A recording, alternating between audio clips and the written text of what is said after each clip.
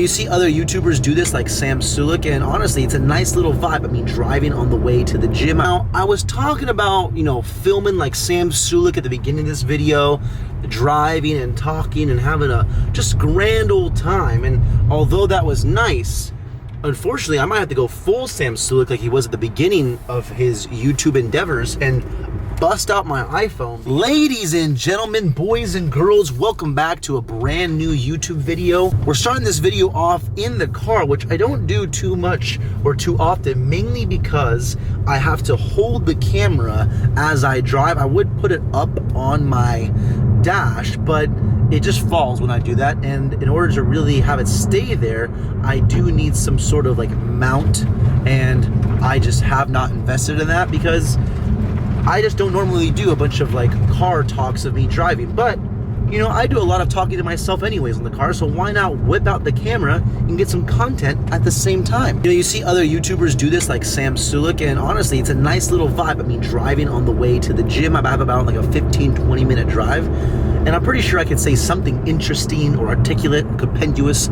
on the way there. Now, this is a disclaimer. Definitely do not record yourself and drive. You want your hands to be hands-free. Although, I'm a bit of a rebel, so I'm definitely not following that rule by recording this clip.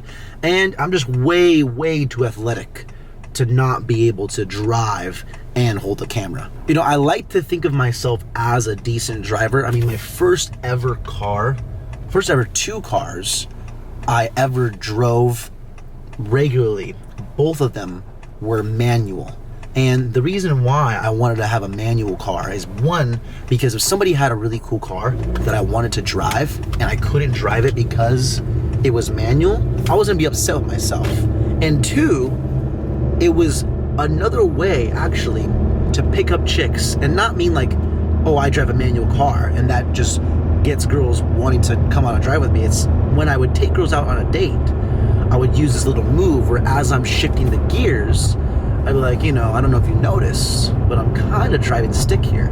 And they'd be like, oh yeah, I noticed. And they're like, what is that? And because most of them don't really drive stick or manual, and that's not something you see too often these days. So what I would do is I'd be like, oh, would you like to try and shift the gears with me? Let me show you how this works. Because most of them have never done it. And what I would do is I would get my hand, I'd put it on top of their hand, and also put it on the stick, and we would just kind of shift the gears together. And what you have there is a little hand sandwich. She's learning how to shift the gears, your hand's touching her hand, sparks are flying. That's how it's done, ladies and gentlemen. But now I drive an automatic, so that no longer works. But my point is this though, I can definitely drive an automatic and hold the camera at the same time. That is no issue. When I was driving my stick, I used to be able to drive stick, shift my gears, smoke a cigar, have sips of my coffee all at the same time. It was like shift, cigar, coffee, shift, cigar, boom, coffee. A true professional. But anyways, that's enough rambling. I'm about to hop on the freeway. I will see you guys when we're about to get into this workout for the day. Alrighty, another day, another workout. We're starting off here with some unilateral single arm lat pull downs. I've already done 2 field sets. About to get into a working set. Working set is just all out to failure. Trying to shoot for at least 10. Going a little bit heavier today, but 10 is the minimum. Oof. Oof. Oof. Oof. Oof. Okay. Ooh. On that set to failure, I went as many as I could, and then for like an extra 1 or 2, I used my other hand to actually spot me and get an extra 2 in there.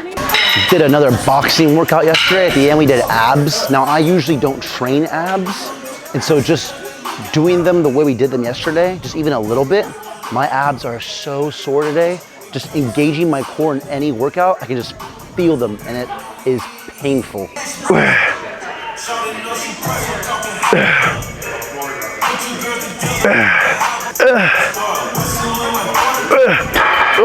All right, next movement here is some chest supported dumbbell rows right here. This is my favorite back movement of all time, or favorite row movement of all time. Takes the pressure off my lower back. If you're looking for a good row movement, it's gonna prevent injury long-term, no lower back issues, this is it right here. Oof. Oof.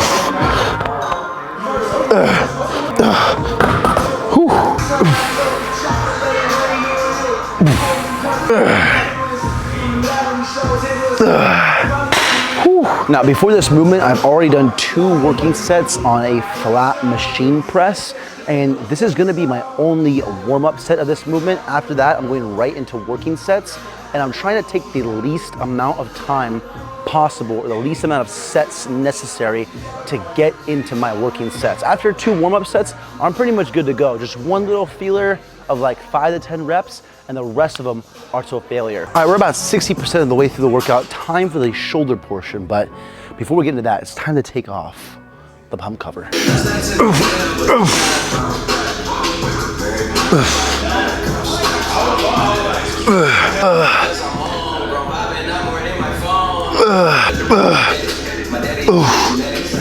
Alrighty, last part of the workout now. Time to end it with some bis and tris.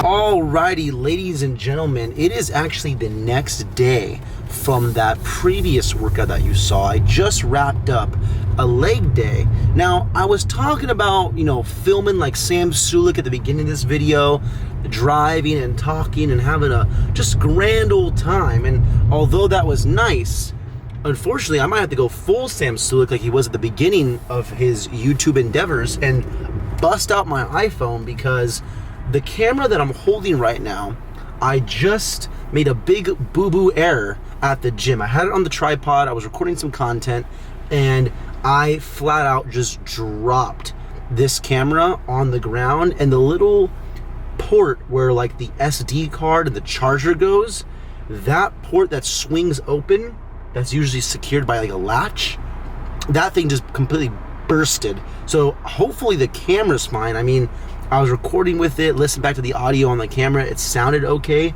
Hopefully this is still okay as I'm recording it. I mean, we'll find out when I go to actually put this in Final Cut Pro and actually edit this footage. But I'm on my way to a camera repair shop to see if I can get this thing fixed. Hopefully I can. I mean, if I can't get it fixed and the camera still works and it's just a little port that's broken, then I guess I can live with that.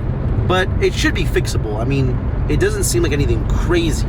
It should be a fixable situation we have here. But the only thing I'm worried about is that it might take a while. They might need to order a piece or whatever. And I don't want to go without my camera. So we're gonna find out some more details when I get to this camera shop. But that was scary because I dropped the camera. I saw pieces flying off of it and my heart dropped for a second because I was like, oh no, not my baby. So unfortunately, I think what I'm gonna do is actually wrap the video up here. We'll see what happens. If I have a second outro, I'll inform you guys that, hey, the camera's fixed. But if not, just in case, we're doing a little outro now. Leave a like if you guys enjoyed the video, subscribe if you are new, and I will see you guys in the next one.